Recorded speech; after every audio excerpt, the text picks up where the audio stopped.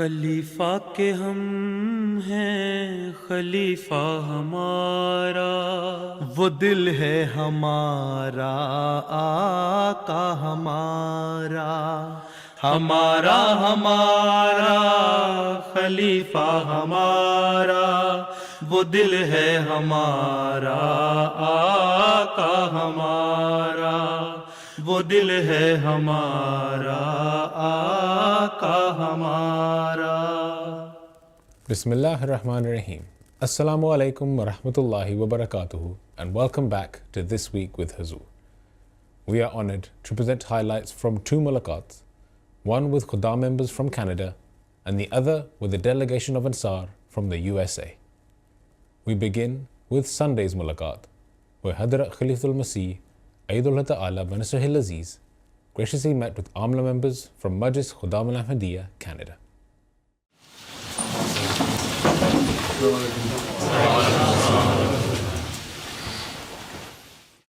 On the 5th of April, Amla members of Majlis Khuddam al-Ahmadiyya Muqami region from Canada were blessed to have a mulaqat with Hazrat Khalifatul Masih V, Ayyadullah Ta'ala Banasrihil Aziz. The Khuddam had travelled especially for the mulaqat which took place in Islamabad. During the mulaqat, the Khuddam all had the opportunity to introduce themselves and their departments and seek Hazrat Amir al-Mu'mineen's guidance. ناظم تعلیم کے طور پر خدمت کر رہا ہے۔ کیا کام ہوتا ہے ناظم تعلیم کا؟ حضور خدام کو جماعتی کتب پڑھنے اور حضرت مسیح اسلام کی کتب پڑھنے کی طرف توجہ دلانے، قرآن کریم کی طرف توجہ آپ دلانے۔ خود کتنی پڑھ لی ہیں؟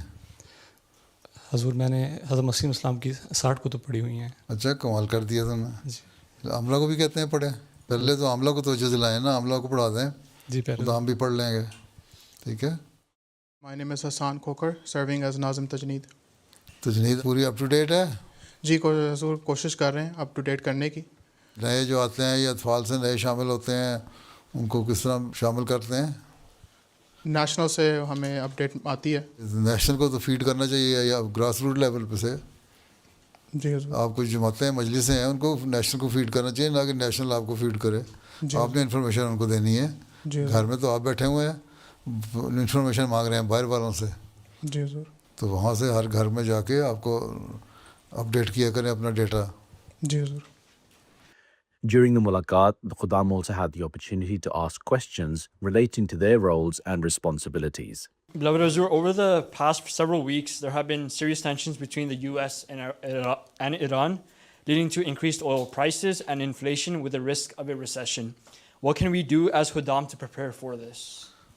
تمہارے پاس نہ تو کوئی آئل ریگ ہے، نہ آئل ویل ہے، نہ ریفائنری ہے، نہ آپ کے پاس ایسا ملک ہے جس کے کمپلیٹ اونرشپ ہو جس کی آئل کی۔ آئل والی کو رسک کا سوال نہیں ہے، یہ تو انٹرنیشنل جو انفلیشن ہونی ہے اور ڈپریشن میں جانا ہے دنیا نے اور ریسیشن میں جانا ہے دنیا نے، اس کے لیے خدام کو تیار کریں، ٹریننگ دیں کہ کس طرح ان کو تیار ہونا چاہیے مینٹلی۔ کرائسس میں آ کے ہمت نہ ہار بیٹھے ہیں خدام۔ اور بہت ساری دنیا والے ہیں جن کے جو پیسہ ڈوب جائے گا اور پھر ان کے پاس کچھ نہیں ہوتا، بعض سوئسائڈ کرنے کی کوشش کریں گے، بعض بینکرپٹ ہو کے گھروں میں بیٹھ جائیں گے، ڈپریشن میں چلے جائیں گے۔ وہ ریسیشن ہوگا، ڈپریشن ہوگا۔ وہ جو کسی والوں میں اس نے کہا تھا نا، مذاق بنایا ہوا ہے کہ جب کرائسس آتا ہے، اکنامک کرائسس جو دنیا کے لیے آئے تو ریسیشن ہے، اور جو میرے پہ آئے تو ڈپریشن ہے۔ ہاں، تو یہ پڑھانا پڑے گا۔ باقی ہم کیا کر سکتے ہیں، اس لیے کوئی الٹرنیٹیو جاب تلاش کرنا چاہیے، کام کیا ہم کر سکتے ہیں، صرف اسی کے اوپر نہ رہیں۔ آپ کے کون سے ایسے کاروبار لوگ کر رہے ہیں جس کا بیس جس کی آئل انڈسٹری ہے؟ چند ایک ہی ہوں گے نا۔ باقی دنیا کی انڈسٹری جس طرح نقصان ہونا ہے وہ احمدیوں کو بھی اس طرح ہی برداشت کرنا پڑے گا۔ بس ہمت بنانی پڑے گی لوگوں کو کہ ایسے حالات میں اور زیادہ اللہ تعالیٰ کی جھڑ جھکو۔ یہی خداؤں کا کام ہے۔ جب کرائسس آتے ہیں تو بجائے ہمت ہارنے کے، ڈپریشن میں جانے کے، اللہ تعالیٰ کی طرف زیادہ جھکیں، اللہ تعالیٰ سے مدد مانگیں تاکہ اللہ تعالیٰ ہمت دے اور اس کرائسس سے آرام سے گزر سکیں۔ ٹھیک ہے؟ Jazakallah, Hazur. Some Khuddam are involved in vaping and see it as not haram. پیارا حضور آپ کی کیا گائیڈنس ہے اس کے اوپر؟ اللہ سے دور ہو رہے ہیں جی جماعت سے تعلق نہیں, نمازوں پہ آنا نہیں, تو پھر اس قسم کی حرکتیں ہوں گی نا. انٹرنیٹ اور سوشل میڈیا پہ زیادہ وقت ضائع کرنا ہے اور غلط قسم کی سوسائٹی میں جانا ہے, تو پھر یہ پہلے تو تربیت کا کام ہے نا. کہ تربیت کا ڈپارٹمنٹ ذرا ایکٹیو ہو جائے اگر, جی تو ایسے لوگوں کو نظر رکھے جو اس قسم کے غلط سوسائٹی میں پڑے ہوئے ہیں, ان کو سمجھاؤ, ان سے بجائے نفرت کرنے کے ان کو قریب لاؤ, اور ایسے جو مضبوط ہوں, اپنے ایمان میں بھی مضبوط ہیں, ان لوگوں کو ان کے ساتھ دوستی بنانے کی کوشش کریں تاکہ وہ ان کی اصلاح کریں. ٹھیک ہے, تو یہی طریقے ہیں. باقی جو لوگ ہم لوگوں نے پالیسی بنائی ہوئی ہے اس پہ کام کر رہے ہیں, ٹھیک کر رہے ہیں. جی ٹھیک ہے, اچھے رزلٹ نکالیں. اب کہتے ہیں نا چند ایک لڑکے 18-19 لڑکوں سے ٹھیک ہو گئے, جی ان سے آپ آگے کام لے رہے ہیں, ان کو آگے دوسرے شہروں میں بھی بھیج سکتے ہیں اچھے کام کے لیے. ٹھیک ہے, یا دوسروں کو وہاں سے منگوا سکتے ہیں اپنے پاس, اور اس کی اصلاح آپ کر سکتے ہیں جو خود چاہتا ہے اصلاح کرنا. جی جو چاہتا ہی نہیں اصلاح کروانا, وہ اس کو آپ زبردستی نہیں کر سکتے. جی سوائے اس کے کہ قانوناً ویپنگ بنا ہے, ایک سرٹن ایج گروپ کے بعد ہی آپ جا سکتے ہیں نا. ایک اس عمر کے بعد علاوہ ہے کہ بچپن سے ہی جو مرضی ویپنگ کر لیں. لا کے حساب سے 19 سال ہے کہنے میں, لیکن بس پھر اس سے پہلے پھر سمجھانا نظر رکھیں. جی ماں باپ کے جو گھر کے جو حالات ہیں وہ ٹھیک نہیں ہوتے, جی تب ہوتی ہیں, تو وہ بھی تربیت کا کام ہے. شعبے کا جماعت کی تربیت, خدا احمدیہ کی تربیت, انصار اللہ کی تربیت, لجنائی کی تربیت, تو یہ سارے کوآرڈینیٹڈ کام ہوتا ہے, تبھی کام ہو سکتا ہے. جی ٹھیک ہے. My question is that the Holy Prophet Muhammad sallallahu alaihi wasallam has said that this world is a prison for the believers and a paradise for the non-believers. What does this prison mean for us as Khuddam, and how can we avoid seeing this world as a paradise? Prison ہے مومنوں کے لیے اس لیے کہ جو دنیا کی اشیاء ہیں ان سے بچ کے رہنا ہے. تو وہ یہی ہے نا جس طرح ہمیں جیل میں ڈال دیا. قرآن میں بھی آتا ہے نا, جو قیامت والے دن یا مرنے کے بعد جو گروہ دو آئیں گے, جو لوگ خوش ہوں گے اس دنیا میں وہ اگلے جہان میں جا کے تو مشکل میں پڑے ہوں گے, اور جو لوگ اس دنیا میں مشکل ہوں گے وہ اگلے جہان میں خوش ہوں گے. کہ جو اللہ تعالیٰ کی بات مانتے ہیں, اللہ کے حکموں پہ عمل کرتے ہیں, خدا تعالیٰ کی عبادت کرنے والے ہیں. اللہ تعالیٰ کہتا ہے نا اللہ بذکر اللہ تطمئن القلوب, کہ میرا ذکر جو ہے, میری عبادت جو ہے, نیک کام جو ہیں, اچھے کام, اچھے اخلاق, وہ تمہارے دلوں کو اطمینان دیتے ہیں. تو دنیا کی نظر میں وہ سمجھتے ہیں, یہ مطلب نہیں ہے کہ خود مومن سمجھ رہا ہوتا ہے کہ میں جیل میں آ گیا, بلکہ یہ کہ دنیا سمجھ رہی ہوتی ہے کہ نیکیوں کا کام کر کے دیکھو, نہ یہ ڈانس کر رہا ہے, نہ شراب پی رہا ہے, نہ ویپنگ کر رہا ہے, نہ کسی اور ایڈکشن میں انوالو ہے, نہ یہ کس نے گرل فرینڈ بنائی ہوئی ہیں, نہ یہ اور بدماشیاں کر رہے ہیں, نہ یہ کلبوں میں جانتے ہیں. تو ان کے لیے تو پھر دنیا جیل ہی ہوگی نا, ان کی ریسٹرکشن ہیں بہت ساری. تو اصل میں چیز یہ ہے کہ دنیا کی نظر میں وہ جیل ہے, لیکن مومن کی نظر میں جیل نہیں ہے. مومن اس بات پہ خوش ہے. مومن کب کہتا ہے مجھے اللہ تعالیٰ آزادی دے اس جیل سے, میں بھی عیشیاں کروں. اس کو پتہ ہے کہ یہ جیل جو میں نے اپنے اوپر خود طاری کی ہے, ریسٹرکشنز طاری کی ہوئی ہیں اللہ تعالیٰ کو راضی کرنے کے لیے, اور یہ اگلے جہان میں جا کے مجھ کا ریوارڈ ملے گا. اور دنیا والے سمجھتے ہیں جو ہم نے جو کر لیا اس دنیا میں اشیاء, اور اگلے جہان میں ہمیں یہی کچھ ملے گا, اور وہاں جا کے پھر سزا ملے گی. تو اس سے میری مراد یہ ہے, مومن کبھی یہ نہیں سمجھتا. کبھی کسی نبی نے کہا ہے میرے لیے جیل بن گئی, اللہ تعالیٰ مجھے آزاد کر اس جیل سے. وہ تو اللہ تعالیٰ کی عبادت میں خوش ہوتا ہے. ہاں اللہ تعالیٰ کے سے ملنے کا شوق ضرور ہوتا ہے, جس طرح علیہ وسلم نے وفات کے وقت کا رفیق اعلیٰ کہ اللہ تعالیٰ جو میرا دوست ہے, میرا سب سے اچھا دوست ہے, میرا ساتھی ہے, اس کے پاس میں جاؤں. حضرت مسیح علیہ السلام نے اس زمانے یہی کہا, اور سب نیک لوگ اسی بات پہ ہوتے ہیں کہ اللہ تعالیٰ ہمیں بخشے, انجام بخیر ہو. لیکن جو دنیا دار ہے اس کو اس قسم کا خیال ہی نہیں آتا. وہ تو یہ سمجھتا ہے میرے لیے جنت بن گئی. جس طرح ایک فارسی میں بابر کا شعر لوگ کہتے ہیں, بابر بایش کوش کی عالم دوبارہ نیست. بابر عیش کرو, یہ دنیا دوبارہ نہیں ملنی. وہ یہ دنیا تو نہیں ملنی, اگلے جہان میں تو جہنم ملنی ہے. اس لیے بظاہر جو دنیا کی نظر میں پریزن ہے, جیل ہے, وہ مومن کے لیے جیل نہیں ہے, کیونکہ اس کو پتہ ہے الٹیمیٹلی مجھے ایک ایسا ریوارڈ ملنا ہے جو میری جنت ہے. اور جو دنیا دار ہے وہ سمجھتا ہے کہ میں اس دنیا میں عیاشی کر رہا ہوں, اگلے جہان میں بھی عیاشی کروں گا.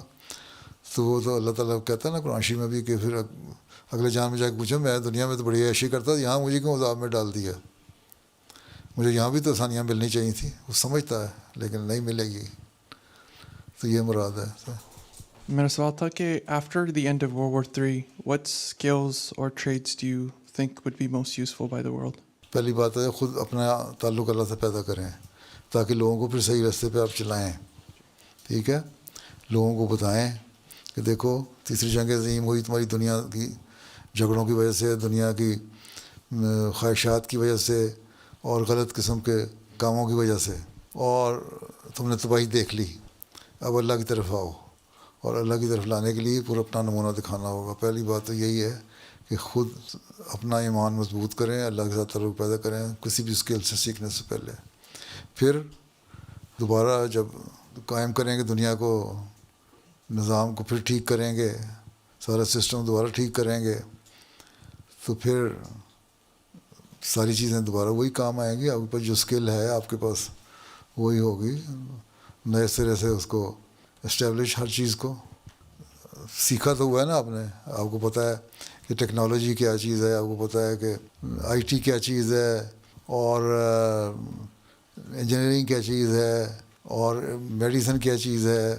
تو ہر چیز میں آپ کو جو بھی آپ کے پاس ایکسپرٹیز ہیں اس وقت پھر اس کو ان حالات کے مطابق دوبارہ اس کو ری آرگنائز کرنا پڑے گا. وہ کریں. اسی طرح ہے Second World War, First World War کے بعد کیا ہوا تھا, دنیا نے اپنے آپ کو دوبارہ اسٹیبلش کر ہی لیا تھا نا. جاپان میں ہیروشیما اور ناگاساکی میں ایٹم بم گرے ہیں, اب وہاں شہر آباد ہیں, ان شہریوں نے ہمت کی, آباد کر لیا. اسی طرح آپ لوگوں کو بھی ہمت کر کے لوگوں کو ہمت بڑھانی ہی پڑے گی, اور لوگوں کو سیدھا راستہ بھی دکھانا پڑے گا. دو کام ہوں گے احمدی کے. ٹھیک ہے. My question is, how can a believer deal with self-doubt? استغفار پڑھا کرو زیادہ. جی. ٹھیک ہے. بزن نہیں ہوتی ہے نا. سیلف ڈاؤٹ کیا ہے؟ Doubting one's ability. Under estimate کر لیا. جی. ٹھیک ہے. اللہ پہ توکل کرو, نہ انڈر اسٹیمیٹ کرو اپنے آپ کو. تم نے پڑھا ہے نا جو, جی. اس کو پوری طرح یوٹیلائز کرو اپنے علم کو. ٹھیک ہے. جی. اور اللہ تعالیٰ سے دعا مانگو کہ مجھے کانفیڈنس دے اور مجھے ہمت دے, میں سیکھوں. اور جو بھی پڑھائی کی ہے اس میں علم مزید بڑھاؤ, اپنے نالج کو بڑھاؤ. آہستہ آہستہ دور ہو جاتا ہے. کانفیڈنس پیدا کرو, اپنے کانفیڈنس پیدا کرو. ہم نے دنیا کو لیڈ کرنا ہے. جی. جب یہ ایک ٹارگیٹ رکھو گے نا دنیا کو لیڈ کرنا, تو سیلف ڈاؤٹ ختم ہو جائے گا, کانفیڈنس پیدا ہو جائے گا. جی. ٹھیک ہے. ٹھیک. جزاک اللہ سر. ڈرتے کیوں ہو؟ بس. میرا سوال ہے کہ ہم اپنے اندر جماعتی کتب کے پڑھنے کی محبت کس طرح پیدا کر سکتے ہیں؟ جتنا آپ نے 60 کتابیں پڑھ کے کر لی. جی. حضور خدام کے لیے کوئی خدام کے لیے ان کو میں نے بتایا تھا کہ چھوٹے چھوٹے جو ان کے ٹاپک ہیں نا انٹرسٹ کے, وہ نکال کے جو آپ کی ویب سائٹ ہے سوشل میڈیا ہے نا کوئی رکھا ہوا آپ نے, یہ ویب سائٹ رکھی ہوئی ہے, اس میں میسیج بھیجا کریں. حضرت مسلم السلام کے کوٹ ہیں, قرآن کریم کی آیتیں ہیں, حدیثیں ہیں, جن سے انٹرسٹ ڈیولپ ہو ان کا. اور اس کی ڈیٹیل جاننے کے لیے پھر تھوڑے تھوڑے پیسے جو ہیں 1-2 منٹ کے پڑھنے کے لیے یہ میسیج جو ہیں وہ دیں. پھر ان کو بتا دیں گے یہ فلاں کتاب میں لکھا ہوا ہے. ٹھیک ہے. اللہ ہے. اب تو یہ ویسے بھی جماعت نے شائع کر دی ہیں 5-6 جلدیں ایسنس آف اسلام کی. مختلف ٹاپکس ہیں اس پہ. مختلف لوگوں کے بتا دیں کہ یہ ٹاپکس ہیں اور یہ یہاں اویلیبل ہیں. اور کبھی کبھی ان کے میں سے نکال کے دیتے رہا کریں اپنے سوشل میڈیا پہ. وہ اس طرح سرکولیٹ کریں مستقل. ٹاپک دیکھیں نا, پھر دیکھیں لوگوں سے فیڈ بیک لیں کہ لوگوں کے انٹرسٹ کیا ہیں, کس قسم کے ٹاپک پہ آج کل وہ جو سوچ رہے ہیں, کیا کنٹمپریری ایشوز ہیں, کس کا ہم نے کس طرح سلوشن نکالنا ہے. ٹھیک ہے. اس کے اوپر جماعت کا کیا نظریہ ہے, قرآن کریم کا کیا نظریہ ہے, حدیث کیا کہتی ہے, قرآن حدیث کی تعلیم کیا ہے. اس سے پھر ان کا انٹرسٹ ڈیولپ ہوگا دین کی طرف آنے کا. جب تک کسی بات میں انٹرسٹ ڈیولپ نہیں کراتے آپ, اس وقت تک تو کسی کو کوئی دلچسپی نہیں ہوگی. تو اس طرح فیڈ بیک بھی لینے کی ضرورت ہوتی ہے. اس کے مطابق پھر اپنی پلان اور اسٹریٹجی بنانی چاہیے. ٹھیک ہے. دنیا میں کوئی بھی بڑے کام کرنے کے لیے ایک اسٹریٹجی بنانے کے لیے انفارمیشن لینی پڑتی ہے اور اس کا فیڈ بیک آنا چاہیے ہر لیول پہ. اور سوشولوجسٹ جو ہیں سوشل سائنس کے تحت وہ ایک ڈیٹا کلیکشن کرتے ہیں. ایک ڈپارٹمنٹ ہوتا ہے دنیا میں گورنمنٹس کا بھی اور اچھی اکانومیوں کا بھی. ٹھیک ہے. پھر لوگ بلکہ بسکٹ بنانا ہو کسی کمپنی نے تو وہ بھی پہلے ڈیٹا کلیکٹ کرتے ہیں مختلف جگہوں پہ کس قسم کا ٹیسٹ بچوں میں ہے, کس قسم کا بڑوں میں ہے, کس قسم کے ٹیسٹ والے بسکٹ پسند کرتے ہیں لوگ. پھر اس کے اشتہار کر دیتے ہیں. وہ اشتہار دے دے کے جو تھوڑی بہت کمی ہے وہ پوری ہو جاتی ہے. پھر اپنے پروڈکٹ کو باہر نکالتے ہیں, لوگ اس کو لے لیتے ہیں. تو اسی طرح اس نہج پہ آپ لوگوں کو بھی کام کرنا چاہیے. کس طرح ہم کام کر سکتے ہیں ایک انٹرسٹ ڈیولپ کر کے لوگوں کے اندر. جی حضور. As the mulaqat concluded, the Khuddam all had the opportunity to have a picture with Hazrat Amir al-Mu'mineen and receive the gift of pens. National عاملہ کی جو باتیں ہیں وہی مقامی عاملہ کے لیے ہوتی ہیں. جی سر, بتاتے نہیں رہتے. میں انشاءاللہ بتاؤں گا. باقی کام کریں جو آپ کو ملا ہوا ہے, ایک لائے عمل ملا ہوا ہے نا, اس پہ کام کرو بس. السلام علیکم. السلام علیکم.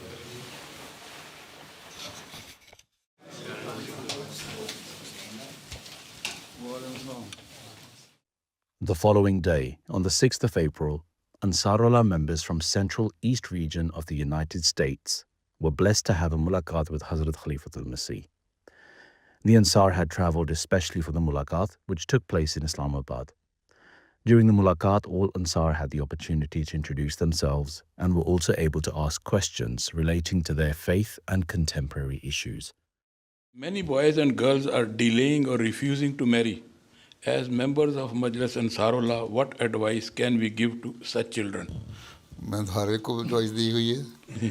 ممبر انصاراللہ کیا سوال ہے ایز اے پیرنٹ, آپ کو تو چاہیے نا ان کو بچپن سے ہی بتانا. جس طرح نصرت جہاں بیگم اماں جان کہا کرتی تھیں بچوں کو, لڑکیوں کو نصیحت کرتی تھیں کہ اپنے نیک نصیب ہونے کی بچپن سے دعا کرو 7-8 سال کی عمر میں ہی. تو بچپن میں اگر تربیت ہو گھروں میں ماں باپ کی تو ان کو صحیح احساس پیدا ہوتا رہتا ہے کہ ہمارے کیا ذمہ داریاں ہیں, اور دعا بھی کرتی ہیں. اور یہاں تو پھر یہ ہے کہ کسی پروفیشن میں چلی گئی, کچھ زیادہ پڑھ لکھ لیا. لڑکے جو ہیں نہیں پڑھے لکھے ملتے, وہ پھر ان کو ملتے نہیں. اور لڑکے جو ہیں ان کی اپنی مختلف قسم کی ڈیمانڈ ہیں, ان کو لڑکیاں پسند نہیں آتی ہیں, آزادی زیادہ ہو گئی ہے. انصاراللہ کو چاہیے نا اپنے گھروں کے ماحول میں تربیت کریں, خدام الاحمدیہ سے شروع کریں اور پھر انصار بھی تربیت کریں تاکہ ان میں احساس پیدا ہو کہ اصل ذمہ داری کیا ہے. ٹھیک ہے. تو اس کے لیے 1 سے زیادہ سیکٹری رشتہ ناطہ بنا دیے گئے ہیں مختلف جماعتوں میں مرکزی طور پر, اور رشتہ ناطہ کمیٹیاں بھی ہیں. اور اس کے لیے آپ کی انصاراللہ اور لجنہ اور خدام اور جماعت کے سیکٹریان ان کی کمیٹی بھی ہے. تو یہ سارے مل کے اگر کام کریں تو پوری ایک کنسرٹیڈ کوشش ہو اور آپس میں کولیبوریشن ہو, کوآپریشن ہو تو صحیح طرح ہو سکتا ہے کام. اور پھر سب سے بڑی بات یہ ہے کہ گھروں کی تربیت, پیرنٹس کو یہ گائیڈ کریں پہلے کہ وہ اپنے گھروں میں بچوں کو احساس دلائیں شروع سے ہی. یہاں بچے کالج میں جاتے ہیں, یونیورسٹی میں جاتے ہیں, وہاں جا کے اپنا ایک آزاد ماحول ہوتا ہے. گھر میں والدین جو ہیں وہ اپنے کاموں میں مصروف ہیں پیسہ کمانے میں, بچوں کے ساتھ ان کا بیٹھنا اٹھنا نہیں ہے. اب آپ ریٹائر ہو گئے, آپ تو دے دیتے ہوں گے وقت, لیکن اس سے پہلے نہیں دے سکتے تھے. اگر آپ نے شروع میں کیا ہو, احساس دلایا ہو تو ٹھیک ہے. بعض دفعہ رشتے نہیں ملتے, بعض پڑھے لکھے رشتے نہیں ملتے, غیروں میں رشتہ کرنا چاہتے ہیں لڑکیاں یا لڑکے, تو اس کے لیے پھر ان کو بتا دیں کہ مسلمان کو یہ ہے اجازت مل بھی جاتی ہے بعض دفعہ اور اکثر دفعہ بلکہ, تو لیکن اپنے دین پہ قائم رہنا تم نے. تو تربیت صحیح طرح ہو, اگر دین کی اہمیت ہے تو اتنا مسائل پیدا نہیں ہوتے, اور یہ ہر جگہ مسائل ہیں. تو اللہ تعالیٰ فضل کرے, دعا بھی کریں, کوشش بھی کریں. انصاراللہ کا کام ہے, میں تو کہتا بھی رہتا ہوں. In the mosques in the US, we sometimes see fundraising activities on the mosque property. Though these stalls for fundraising are never set up in the main prayer areas of the mosque, but often, and especially during winter months, these stalls for fundraising are set up in the overflow prayer areas and halls on the mosque property. जहाँ तो नमाज का जो prayer hall है, proper purpose build mask जो है, वहाँ अगर आप करते हैं तो ये गलत है. बाहर जो होता है, अगर है कोई कमरा, कोई लॉबी है या जगह है, उसमें आप ऑर्गेनाइज कर सकते हैं अपनी चंदे के लिए. लेकिन मस्जिद में नमाजी आ रहे हैं और उस वक्त आपने वहाँ रखा हो तो वो नहीं. अब देखें गैर अहमदी भी अपने चंदों की करते हैं ऐलान मस्जिदों में. इनकी मस्जिदों में जाके देखें तो उन्होंने बाहर डब्बे बनाए होते हैं, लोग जाते जाते उसमें डाल देते हैं, क्योंकि आप लोगों ने रसीद देनी होती है. इसलिए एंट्रेंस के ऊपर या दीवारों पे बाहर आप लिखा हुआ लगा सकते हैं कि चंदा दो. लेकिन मस्जिद के अंदर एक मेज़ लगाई हुई है और चंदा इकट्ठा कर रहे हैं, वो नहीं होना चाहिए. सिवाय इसके कि किसी दिन कोई चंद थोड़ी देर के लिए कोई ख़ास तौर पे ऑर्गेनाइज़ किया और नमाज़ों का वक्त उसमें नहीं है उस वक्त, फिर तो ठीक है, थोड़ी देर के लिए कर सकते हैं, अदरवाइज़ नहीं. So Huzur, I'm speaking of the bazaar-like setup that is done for ladies where henna, bangles, clothes, etc. are sold. ये तो गलत है. ये मस्जिद के अंदर तो होना ही नहीं चाहिए ये. हाँ, मस्जिद के प्रेमिसेस में बाहर करना है तो करें. और अगर सर्दियाँ हैं और विंटर सीज़न है तो छोटी सी अपना किसी ने अपना कोई टेंट लगा के, कोई गज़ीबो लगा के या किसी तरह करके करना है तो वो करे, मस्जिद के अंदर नहीं. ठीक है, बाहर का बाज़ार है तो ठीक है, बाहर रखें, लोग करते हैं बात. लेकिन मस्जिद के लिए चंदा भी मैं कह रहा हूँ नहीं इसी तरह अंदर होना चाहिए, वो भी ज़रा बाहर रखना चाहिए सारा सिस्टम. हाँ, ऐलान कर सकते हैं क्योंकि वो दीनी खिदमत है. यही हुक्म है कि सिवाय दीनी मकासद के लिए और मस्जिदों में कोई किसी किस्म का ऐलान नहीं होने चाहिए. दुनियावी ऐलान मस्जिदों में नहीं होने चाहिए. तो जब ऐलान नहीं होने चाहिए तो कारोबार भी नहीं हो सकता. ठीक. As many of the Asian background Ansar don't have many hobbies, what is your advice as to the best way to spend time after retirement? कोई इंटरेस्ट तो होता होगा ना हर एक का. रिटायरमेंट अव्वल तो आप रिटायरमेंट लेते कोई नहीं. 80 साल की उम्र तक तो कहते हैं जब तक घुटने सलामत हैं. उनको मैंने कहा था मेरा गोडा काम नहीं कर रहा डॉक्टर साहब. तो अब गोडे ने छोड़ा है तो उन्होंने काम छोड़ा है. नहीं तो काम करते रहते हैं आप लोग. अमेरिका में तो कर ही नहीं सकते. मैंने देखा है कि कोई रिटायरमेंट नहीं लेता क्योंकि वहाँ सोशल हेल्प तो मिलती कोई नहीं यहाँ की तरह. ठीक है. सो इसलिए ये देख लें आपके इंटरेस्ट क्या है, उसके मुताबिक फिर ऐसे लोग हैं उनको यूटिलाइज़ करें जमाती कामों में. ठीक है, फ़ारग हैं, अगर उनका कोई सोर्स ऑफ इनकम है तो वो फिर उसको तो इस्तेमाल करें घर के लिए, या बिल्कुल घर उनके फ्री होल्ड हो गए हैं, कोई मॉर्गेज वगैरह नहीं है तो फिर भी वो कर सकते हैं अफोर्ड. नहीं तो घर बेच के वो फिर छोटे से घर में रहेंगे. लेकिन जहाँ भी रहें और काम बिल्कुल कर नहीं कर सकते, इस काबिल हैं कि छोटा मोटा दिमागी काम कर लें या बैठ के काम कर लें, तो जमात को काम कर लेना चाहिए उनको ताकि मसरूफ़ रहें. ठीक है. और कुछ नहीं तो उनको इल्म है तो तर्जुमे ट्रांसलेशन वगैरह पे लगा दें. तो ये तो आपकी जो कमेटियाँ बनाई हुई हैं इसलिए बनाई हुई हैं ना कि सोचें इनको किस तरह आपने इस्तेमाल करना है. और इसके लिए बेशुमार गाइडेंस पहले भी मिली हुई है. मैंने 20 साल पहले कहा था हमारा पैगाम पहुंचा नहीं जो असल पैगाम था, तो इस काम में लगाएं फिर. ठीक है, तो इस्तेमाल करें. बूढ़े और कुछ नहीं कर सकते, यही करें. स्वाब अगले जान के लिए पैसे कमा लें. यहाँ तो कमा लिए जो कमाने थे, अब अगले जान की कमाई यही है कि दीन का काम करें. ठीक है. जो अल्लाह ताला ने उम्र दे दी है थोड़ी सी ज़्यादा, उसको फिर सही इस्तेमाल करें ना. इंशाल्लाह जी, जज़ाकल्लाह. सही मकसद है. ठीक है. मेरा सवाल ये है कि आजकल सेहत के शोबे में आर्टिफिशियल इंटेलिजेंस का रुझान बहुत ज़्यादा बढ़ रहा है. तो डॉक्टर होने की हैसियत से प्यारे हुजूर आपकी रहनुमाई और हिदायत चाहता हूँ कि मुस्तकबिल में इखलाकी बुनियादों पर किस पर एतबार किया जाए. क्योंकि मैं इन्फेक्शियस डिजीज़ डॉक्टर हूँ, उसकी एग्जांपल ये है कि अगर मैं किसी की तशख़ीस करके कोई एंटीबायोटिक प्रिस्क्राइब करता हूँ और आर्टिफिशियल इंटेलिजेंस को कहती है इस डॉक्टर ने गलत एंटीबायोटिक प्रिस्क्राइब किया या एंटीबायोटिक की तुम्हें ज़रूरत ही नहीं है, तो उसको क्या करना चाहिए? बात यह है कि आर्टिफिशियल इंटेलिजेंस को किसने फीड किया है? वो आप जैसे डॉक्टरों ने किया है ना. ठीक है, आप इन्फेक्शियस डिजीज़ के डॉक्टर हैं, लेकिन एक और दूसरा जो स्पेशलिस्ट है इसमें, वो इसके लिए एक और दवाई रिकमेंड करता है उसी दवाई के लिए. ठीक है. ये जो कोविड फैला था जी उसमें हम फ्रंट इसके लिए आप लोग कह रहे थे टीके लगवाओ और ये करो, بعض کمپنیوں نے ایسے ٹیکے بنائے جنہوں سے پیسے کمائے, اس کے بعض خلاف لوگ ہو گئے اور اس کا ریئیکشن بھی ہوا. اس ریئیکشن کا جواب آپ کوئی نہیں دیتے, آپ کہتے ہیں جی اتنی پرسنٹ لوگ کامیاب ہوئے, اتنے پرسنٹ صرف اچھے رزلٹ نہیں آئے. ٹھیک ہے, اس کا مطلب ہے کہ پروفیشنلی کیونکہ آپ کے 70% سے اوپر رزلٹ آ گئے, وہ پرومزنگ رزلٹ ہیں, اور جو پرومزنگ رزلٹ ہے اس کا مطلب ہے کامیاب ہے. اور وہ جو 30% ہے وہ زیادہ شور مچانے والا ہے. 70% جو کیور ہو گیا اس نے شور نہیں مچانا, اس نے نہیں بتانا. باقی یہ کہ آپ کے اپنے پروفیشن میں بعض ڈاکٹر ہیں ایسے جو اس کے خلاف تھے. باقی اے آئی تو ایسی کوئی بات نہیں, دین کا معاملہ ہے مثلاً. جی ہم نے یہاں ایک سوال فیڈ کروایا کہ یہ اس کا جواب کیا ہے. اے آئی نے جواب دیا کہ اس کے لیے حدیث یہ ہے, اس کو اس طرح جواب ملتا ہے.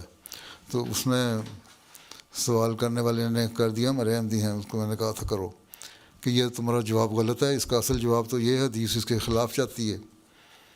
تو اس نے کہا ہاں تم ٹھیک ہو, میرا جواب غلط تھا. تو اے آئی نے خود مان لیا. ٹھیک ہے, تو یہی آپ کے میڈیکل پروفیشن میں حساب ہے اے آئی کا. تو اتنا آپ ریلائی نہیں کر سکتے اس پہ, نہ ٹرسٹ کر سکتے ہیں. وہ کوئی اپنا دماغ تو نہیں ہے اے آئی کا, اے آئی کے پیچھے دماغ تو آپ کا چل رہا ہے نا. ٹھیک ہے, ایک دفعہ نے فیڈ کر دیا, اس نے جواب دے دیا, یا بہت ساری جو ویوز ہیں اس کے سامنے آ گئے, اس کی ایک اس نے کنسالیڈیٹڈ رپورٹ بنا کے ایک رزلٹ جو تھا وہ بنا دیا کہ یہ ہونا چاہیے, اس پہ آپ کو رپورٹ دے دیتا ہے وہ. تو اس لیے آپ لوگوں کو یہ بتائیں کہ اے آئی پہ زیادہ ٹرسٹ نہ کرو. اصل ہم تمہیں دیکھ رہے ہیں اور تمہیں بتا رہے ہیں کہ تمہارا یہ بیماری ہے, اس کے یہ تمہارے ٹیسٹ جو ہیں. اول تو یہ ہے کہ آج کل جو ڈاکٹر ہیں نا وہ جو ہیں زیادہ ریلائی کرتے ہیں ٹیسٹ پہ. بلڈ ٹیسٹ کرو, یورین ٹیسٹ کرو, فلاں ٹیسٹ کرو, فلاں ٹیسٹ کرو, ایم آر آئی کرو, اسکین کراؤ, فلاں کراؤ, یہی کراتے ہیں نا. جو پرانے ڈاکٹر جو تھے, جس طرح ڈاکٹر ازمیر اسماعیل صاحب جو گائنیکالوجی بھی تھے, جنرل سرجن بھی تھے, آرتھوپیڈک سرجن بھی تھے ہیں, اور ای این ٹی اسپیشلسٹ بھی تھے ہیں, وہ سارے کام کرتے تھے اور لوگوں کے سمٹم دیکھ کے علاج کر دیا کرتے تھے. یا پرانے طبیب جو ہوتے تھے, جس طرح خلیفۃ مسیح اول کے بارے میں آتا ہے کہ نبض دیکھ کے بتاتے تھے کہ کس کو کیا بیماری ہے. وہ تو آپ لوگوں کو پتہ کچھ نہیں. تو جو لیبارٹری ٹیسٹ ہے ان کے اوپر آپ کو زیادہ انحصار ہوتا ہے. تو پھر آپ کو بتانا پڑے گا تمہارے لیبارٹری ٹیسٹ یہ کر رہے ہیں, اس کی بنیاد پہ میں یہ تمہیں ریکمینڈ کر رہا ہوں. اے آئی جو ہے وہ غلط کہہ رہی ہے, اس کے پاس سارے لیبارٹری ٹیسٹ نہیں آئے. تو اب تو کیونکہ لوگوں کو بھی تسلی اس زمانے میں ٹیسٹوں سے ہوتی ہے زیادہ, اور ڈاکٹر ذرا غور سے دیکھ لے, اسٹیتھوسکوپ لگا کے دیکھ لے تو اسی سے علاج ہو جاتا ہے. اب ہمارے روا میں ایک خاتون تھیں, وہ بیمار ہو گئیں بڑی. ڈاکٹر مرزا منور احمد صاحب نے اس کا دیکھا گیا, ان کے گھر میں ہی کام کرنے والی تھی, بلڈ پریشر وغیرہ دیکھا اور اس کو دوائیاں دیں, اس کے بخار شخار ہوگا, بلڈ پریشر ہائی ہوگا, اس کی دوائی دے دی ہوگی. تو اگلے دن کہتی ہے کہ میاں صاحب مجھے وہی ٹیکہ دوبارہ لگائیں جو آپ نے کل لگایا تھا, اور کل کوئی ٹیکہ نہیں لگایا تھا, بلڈ پریشر دیکھا تھا. ٹھیک ہے, تو یہ نفسیاتی اثر ہوتا ہے. ٹھیک ہے, ٹھیک ہے. تو یہ آپ بھی بلڈ پریشر دیکھ کے دوائی دے دیں تو کہیں گے ٹھیک ہے. تو باقی کہہ دیں کہ یہ غلط ہے. یہ میں دیکھو تمہیں بڑے غور سے دیکھ رہا ہوں. جب آپ بات سنتے ہیں نا مریض کی غور سے, تو 50% تو اس کو ویسی تسلی ہو جاتی ہے. ٹھیک ہے, اے آئی تسلی نہیں کرا سکتا. ہاں بہت زیادہ کوئی ماننے والے اے آئی کو تو چند ایک لوگ ہوں گے. ٹھیک ہے, اتنے لوگ تو ہوتے ہی ہیں. اب تو آپ جب دوائی دیتے ہیں آپ کسی کو, مریض کو, ہیں مثلا مجھے ڈاکٹر دوائی دیتا ہے تو میں اس کا جو دوائی کا جو پمفلٹ پہلے پڑھتا ہوں, اس میں کیا کیا ہے, اور اس میں انہوں نے اپنی بچت کرنے کے لیے جو فارماسیوٹیکل کمپنیاں ہیں انہوں نے تو لکھا ہوتا ہے اس میں یہ ریئیکشن ہو سکتا ہے, یہ ریئیکشن ہو سکتا ہے, یہ ریئیکشن ہو سکتا ہے. اگر اسی کو پڑھ لے نا مریض ہیں تو دوائی نہ کھائے. My question is, we see many young women excelling in education and staying focused, while some young men are less engaged. What advice does Azur have for the young men and motivate them into better education? بات یہ ہے کہ بہت سارے خاندانوں میں لڑکوں کو زیادہ امپورٹنس دی جاتی ہے, لڑکیوں کو اتنا زیادہ نہیں دیتے. اس لیے لڑکوں کے دماغ خراب ہو جاتے ہیں. وہ کہتے ہیں ہم لاڈلے, اس لیے ہمیں کام کی ضرورت نہیں ہے. وہ جن فیملیوں میں یہ ہے, اور بہت ساری فیملیوں میں ہے, ہمارے کلچر میں, یورپین کلچر میں نہیں ہوگا, لیکن ہمارے کلچر میں, اگر پاکستانی کلچر کی بیک گراؤنڈ سے آپ بات کر رہے ہوتے ہیں, آپ کے ذہن میں وہی ہے, تو وہ پھر لڑکیاں پھر محنت کرتی ہیں, پڑھتی ہیں, کیونکہ سمجھتی ہیں ہم نے اپنا فیوچر بنانا ہے. ٹھیک ہے, لڑکے جو ہے وہ لاڈوں میں پڑ جاتے ہیں, لیکن بہت سارے لڑکے ایسے بھی ہیں جہاں فیملیاں آرگنائزڈ ہیں, پوری طرح دونوں کے حق ادا کر رہے ہیں, لڑکے لڑکی کو. لڑکیاں بھی پڑھ رہے ہوتے ہیں, پھر بہت ساری فیملیاں آتی ہیں, لڑکے بھی پی ایچ ڈی کر رہے ہیں, لڑکیاں بھی پی ایچ ڈی کر رہی ہیں, لڑکے بھی میڈیسن کر رہے ہیں, وہ بھی کر رہی ہیں. لیکن وہاں جہاں ڈسکرمنیشن ہوتی ہے نا تھوڑی سی, وہاں یہ سارے مسائل پیدا ہوتے ہیں. وہ نہ پیدا ہونے دیں, ٹھیک ہے, اس نے ٹریٹ کریں. اب یہ صرف یہی بات نہیں, دین کے معاملے میں بات ہے. اب مجھے کسی نے چند دن نہیں ہوئے, کسی لڑکی نے خط لکھا کہ ہمیں ماں کہتی ہے کہ نماز پڑھو, اور ہم نمازیں پڑھ رہے ہیں, ماں بھی میری بڑی اچھی نمازیں پڑھتی ہے, اور ہم لڑکیاں بھی پڑھتی ہیں, لیکن ہمارا بھائی جو ہے نا وہ اب ایک عمر پہنچ کے نمازیں پڑھنے چھوڑ دیا ہے. اور کیوں؟ اس لیے کہ ہمارا باپ جو ہے وہ ریگولر نہیں نمازوں میں. اور جب میں نے اس کو کہا تو نماز پڑھو, تو کہتا ہے نمازیں پڑھنا لڑکیوں کا کام ہے, لڑکوں کا نہیں. تو جب یہ حال ہو جائے, صرف ایک جگہ نہیں, ہر جگہ اسی سچویشن ہو جائے, تو پھر آپ کیا کر سکتے ہیں. تو اس لیے ایکویلٹی ہونی چاہیے, ڈسکرمنیشن نہیں ہونی چاہیے. You have been advising us to store up to 3 months' worth of food and supplies in the event of an emergency. Unfortunately, there are many who can't even afford food, gas, medicine on a daily basis. Please give us guidance on how we can approach this issue. You see, those who can afford, they should at least store enough food at least for 3 months.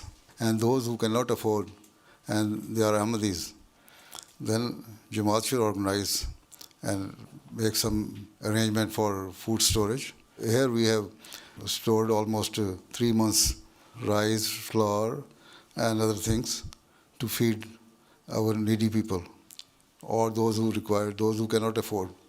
So this is the responsibility of the Jamaat. This is why when the Holy Prophet ﷺ migrated from Makkah to Medina, there were quite a number of people who could not afford to survive and to have daily bread. Most of them will be sleeping hungry. Then Holy Prophet ﷺ asked that there should be a system of brotherhood, muakhat. And then he asked every resident of Medina to take responsibility of one man who has migrated from Makkah. And this is how they managed. This is the guideline we should also adopt. If you can afford your food, you can store food for 3 months, you can at least supply 15 days or 10 days food to your neighbor, to your brother, and the person who should also help you.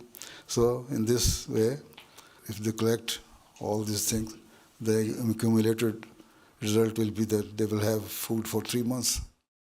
As the mulaqat concluded, the attendees all had the opportunity to have a picture with Hazrat Amirul Mu'mineen. Those were highlights from just some of beloved Huzoor's activities over the past week. We now end with our final segment, the Friday Sermon Summary.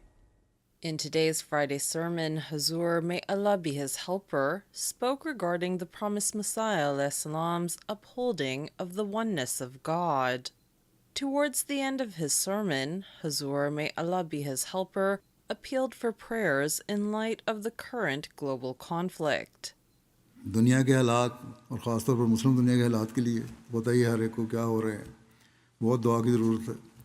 جنگ بندی کہنے کو تو ہوئی ہے, لیکن یہ دیر پا نظر نہیں آتی, بلکہ ابھی سے دراڑیں پڑنی شروع ہو چکی ہیں. اس میں اسرائیلی حکومت کی کوشش ہے کہ کسی طرح لبنان پر حملہ کر کے ایرانیوں کو بھی اشتعال دلائے اور وہ جواب دیں.